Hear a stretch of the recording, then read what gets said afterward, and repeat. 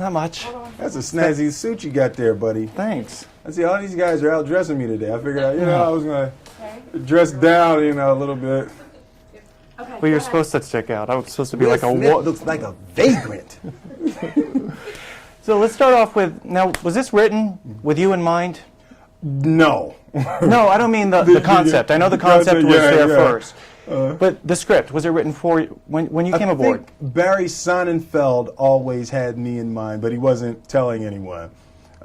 He got the project and he started working, and he was thinking Will Smith, but no one else was, for obvious reasons. Right. Well, but, we talked about it, and, there was a scene where the James West character walks into the White House. Right. And I said, Barry, I understand that you want me to do this movie, but newsflash, I'm a Negro.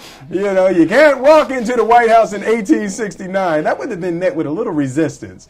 And he said, no, don't worry about it. No one knows that you're black. I'm like, come on, Barry, what do you do? He's like, no, it's going to be great. Don't worry about it. Just trust me. Just sign on to do the movie and let's do it. And we just had such a great relationship, and Kevin Kline and Kenneth Branagh, so it was something that I was willing to trust him and dive into. Well, it was written in there, though. That was addressed somehow. It was touched upon, so it made it work for the time. Absolutely. Well, then again, I don't remember reading about that big giant tarantula. Yeah, that was a little addition. That was a little addition that we made. But the special effects in the film, what I think is really great is that they're designed with the technology that existed in 1869. Everything is gears and pulleys and early hydraulics. So it's not like we just took modern day special effects and put them back then. If people had the knowledge, the actual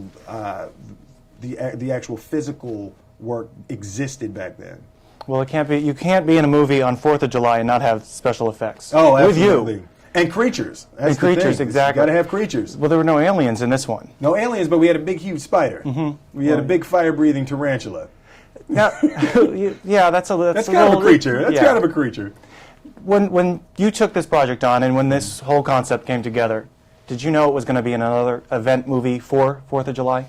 When you're shooting, you don't know. You kind of get it. You want to make a film that's exciting, that is deserving of being placed on Big Willie Weekend. And when we got finished and I came up with the music idea and the video idea and Stevie Wonder and Drew Hill, then we all felt that this is a film that could rest on Big Willie Weekend. Is that what they call it? Oh, yes, Big Willie Weekend. 4th of July is Big Willie, belongs to me, Big Willie. But not last year. Last year you didn't take a movie on 4th of July or release one, is that right? Right, no. Yeah, it was last year. It was last year. Took a break. Yeah, you got to take a break every once in a while. With a film like this, with the Wild Wild West, the video, the dances, you have kids doing that and trying to start a little trend with the cowboy hats and all that. It's not something that you can do every year. You got to take a little break from it every once in a while. Yeah, I can see that. You and Barry formed a relationship on Men in Black. Is that correct? Or Men in Black. Right. Okay. Right. So you guys knew you wanted to work together again. Absolutely. Barry and I, we have a really great relationship, and our instincts really blend well into the mainstream.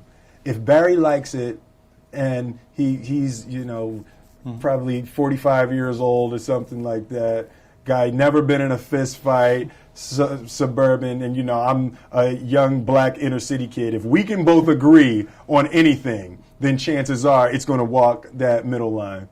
What about the character, the nuance, the essence of Jim West during this? Did you say, this is how I want to play it? Robert Conrad had the just coolest character in the history of television. James West was just the coolest guy ever. The addition that I wanted to make was a little bit of humor. And it's difficult to blend, as I found in the process, to blend cool, sexy, and funny. It doesn't really go together. You kind of have to sacrifice one or the other, or search for a wonderful blend in individual scenes. But it actually is a really tough balance.